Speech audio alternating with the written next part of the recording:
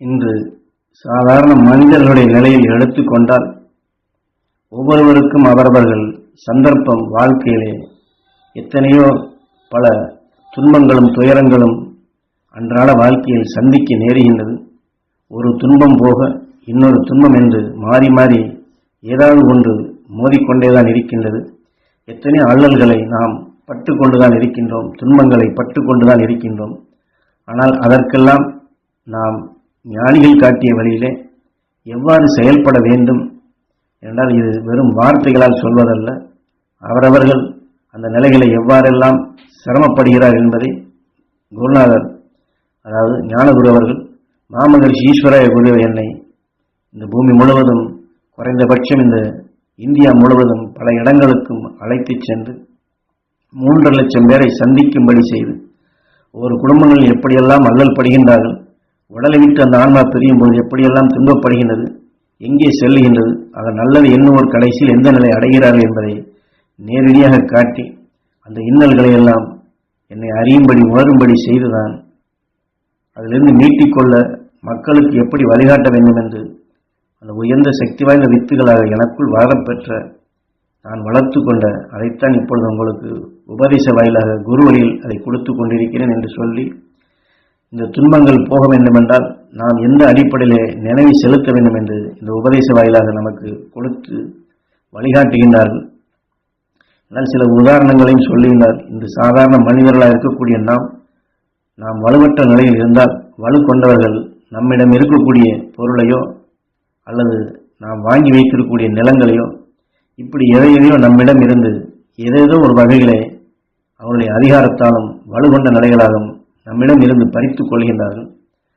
ஆனால் நாம் அதை கேட்டாலோ அவர்கள் கடினமான நிலைகளை, உன்னால் என்ன செய்ய முடியுமோ செய்து கொள் என்று எத்தனை கடுமையான நிலைகளை கோர்ட்டு கேஸ் என்று அலைந்தாலும் கூட அவர்கள் பக்கம்தான் சாதகமாக்கும் நிலை, இப்படி நீதியும் சென்று கொண்டிருக்கின்றது. பணம் இல்லாதவர்கள் வேதனைப்படுகின்றார்கள், பணம் வைத்திருப்பவர்களோ அடுத்தவரை அடித்து தட்டி பறிக்க வேண்டும் என்ற நிலைகளாக, ராட்சச உணர்வுகளாக இப்படித்தான் இந்த உலகம் இயங்கிக் கொண்டிருக்கின்றது.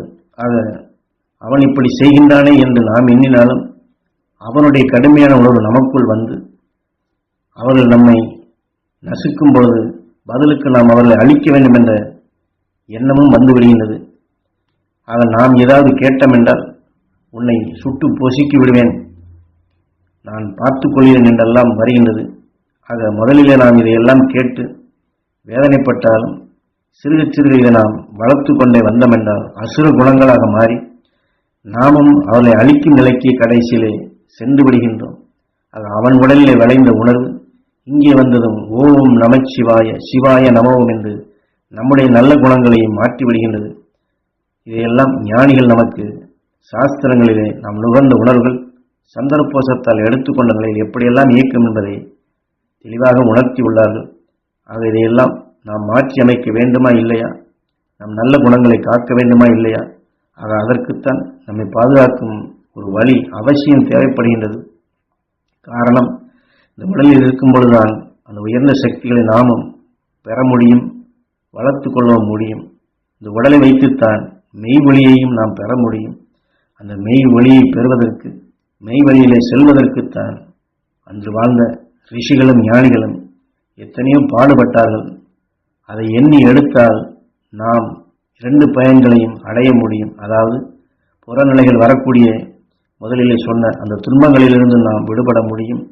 அதே சமயத்தில் நம் ஆன்மாவிலே, உயிரான்மாவிலே ஒளியான உணர்வுகள் வளர்ந்து உடலை விட்டு பிரிந்தால் விண்ணுக்கும் போகின்றது. இதைத்தான் 2 பயன்கள் என்று ஞானகுரு உணர்த்தினார். அது செல்வமும் நமக்கு இணைந்து வரும், மனமும் அமைதி வரும், உடலை விட்டு பிரியும் பொழுது விண்ணுக்கும் போகின்றோம். ஆகவே ஞானகுரு இப்பொழுது சொல்லக்கூடியது அனைத்துமே அருள் வாக்காக கொடுக்கின்றார்கள். உங்கள் உடலில் நோயோ துன்பமோ இன்னல்களோ வந்தால் அவைகளுக்கு இடம் கொடுக்காதீர்கள். அது பாட்டுக்கு வரும், அது பாட்டுக்கு போகும் என்று எண்ணுங்கள்.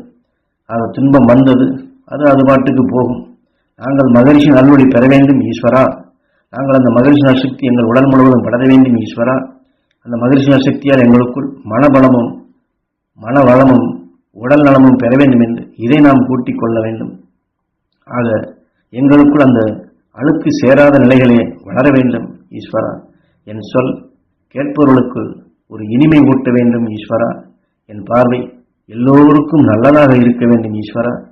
இந்த சக்திகள் மகரிஷியுடைய அருளாற்றல்கள், துருவ நட்சத்திரத்தினுடைய சக்திகள், சப்தரிஷி மண்டலங்களுடைய அருள் சக்திகள் ஒவ்வொரு நொடிப்பொழுதும் எங்களுக்குள் ஆழமாக பதிவாகி எங்களுக்குள் ஊடுருவி எங்களுக்குள் பேரருள் பேரொழியாக வளர்ந்து அது என்றுமே எங்களுக்குள் ஒளியான நிலைகளாக விளைந்து கொண்டே இருக்க வேண்டும் ஈஸ்வரா என்று உயிரிடம் சொல்லி சொல்லி நாம் இந்த முறையை கையாண்டு உயிரிடமே நாம் வேண்ட வேண்டும். இந்த உணர்வை ஆழமாக பதிவு செய்து இதை இயக்க சக்தியாக மாற்ற வேண்டும். ஒரு வித்தை, அதாவது ஒரு செடி, அதற்குண்டான வித்தை மண்ணிலே பதிவு செய்தால் எந்த சத்து அந்த வித்தில் இருக்கின்றதோ அந்த சத்தினை காட்டிலிருந்து இழுத்து அது செழிப்பாக வளர்கின்றது. அதை போல இந்த மனித வாழ்க்கையில் நாம் முதலிலே சொன்னது போன்று எத்தனை நிலைகளை சந்திக்க நேர்ந்தாலும் அவைகளையெல்லாம் நாம் விடுத்துவிட்டு அது பாட்டுக்கு போகும் என்று ஒதுக்கிவிட்டு அடிக்கடி அந்த மகரிஷிகளை, ஞானிகளை, மெய்ஞானிகளை எண்ணி அந்த வரலாற்றை எடுத்து நம்மை நாம் சுத்தப்படுத்தி கொண்டு ஞானிகளை பற்றியே நாம் எண்ணிக்கொண்டே இருந்தால் அந்த மகா ஞானிகளுடைய சத்து நம் எல்லா அணுக்களிலும் எல்லா உணர்வுகளிலும் விளையத் தொடங்கும். ஆகவே துன்பத்தை எண்ணாது துன்பத்திலிருந்து விடுபட்ட மகா ஞானிகளின் உணர்வை சேர்க்க சேர்க்க சேர்க்க ஞானிகளுடைய உணர்வுகள் நம் ஆன்மாவிலே பெருகி ஒளியான நிலைகளாக வளர்ச்சி பெற்று இந்த உடலை விட்டு பிரிந்து சென்றால் நாம் அங்கே அவர்களுடன் ஐக்கியமாகலாம். ஆக மீண்டும் ஞானகுரு நமக்கு இதை நினைவுபடுத்தி, ஆகவே துன்பங்களை எண்ணாதீர்கள், வேதனையை வளர்க்காதீர்கள். அந்த துன்பத்தையும் வேதனையை வளர்த்து விட்டால் இனி அடுத்து இந்த மனித உடல் கூட பெற முடியாத காலகட்டமாக இருக்கின்றது. ஆகவே தயவு செய்து துன்பங்களையும் இன்னல்களையும் விடுத்து பழகுங்கள். அது பாட்டுக்கு போகும் என்று விட்டுவிடுங்கள். முதலிலே சொன்னது போன்று அந்த ஞானிகள் உணர்வுகளையே அதுவே எங்களுக்குள் விளைந்து கொண்டே இருக்க வேண்டும். எங்களுக்குள் அந்த ஞானிகளை பற்றிய சிந்தனைகளை வளர வேண்டும். நாங்கள் மனபலம் பெற வேண்டும், மகிழ்ந்து வாழும் சக்தி பெற வேண்டும்.